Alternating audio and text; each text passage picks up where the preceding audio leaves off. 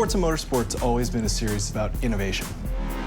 We always want to push the racing genre, so we've made huge improvements because we want to get people excited about cars in general. The Alps is the ultimate driving road because it's set in a beautiful location and the ribbon has been hand-tuned over months of testing to make sure that it's just the right balance of speed, challenge, fun, in a wide variety of cars for a wide variety of players. Because we're a virtual game, nobody's gonna get hurt. Since we're not concerned about driver safety, we can go to these epic places like the Bernese Alps and build basically the world's best driving roads, and we have total creative freedom. We actually looked at 15, 30 different locales, and the Alps is just the most epic. The landscape is so surreal, it's crazy. I mean, these mountains are very different from any mountains you see anywhere else. I mean, it's just, with all the jagged peaks.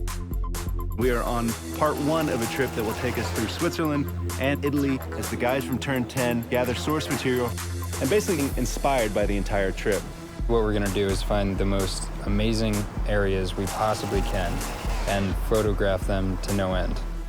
We took a really long elevator ride after a train ride and a long walk and another train ride. Took a while to get up here, but oh my God, it's worth it. Did you guys see the background and everything? Yeah.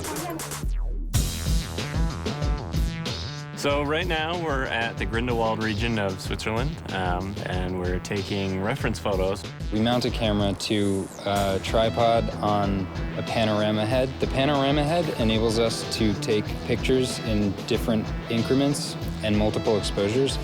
We stitch them all together and then we get an HDR. An HDR is high dynamic range image. Each frame that we do it at multiple exposure. So when you stitch it all together later, you can slide through all the different exposures. So you can go from a very dark scene with a little pinpoint where the sun is all the way up to a very exposed image. And that way it gives us the full range to play with when we go to make our sky domes later. We have a pretty long production cycle, so probably about a year of full production once we get home. So we bring back all of our reference, we start modeling rough landscapes that existed there so they're fairly accurate, but we're not bound to recreate it perfectly as it exists because there isn't a track there. But we want it to be believable. It needs to fit with the other real racetracks in the game. So we create a whole backstory about how the Bernese Alps came to be. It started off as a ski resort, and roads were built for workers in the wintertime, and then this rich entrepreneur bought it and tried to build a racetrack there, but it got shut down. So by creating this rich backstory, everything is there for a reason. It's believable. Fictional tracks are a chance for us to really showcase some of the graphical tech that we have in our game. We've redone our lighting engine, and this track in particular, with its very bright snow and blooming, really shows off what our graphics engine can do. The television can only represent basically one order of magnitude of brightness, from 0 to 255, black to white, whereas the human eye in the real world can see, I think, 7 orders of magnitude of brightness, and in the real world there exists far beyond that. The sun is infinitely brighter than a white piece of paper, but on a television screen they look the same.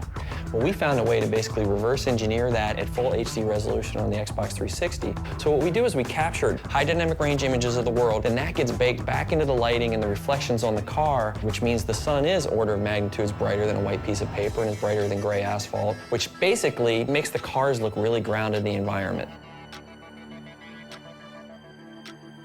We've traveled thousands of miles, we worked thousands of hours, and here it is, the Bernese Alps track in Forza 4.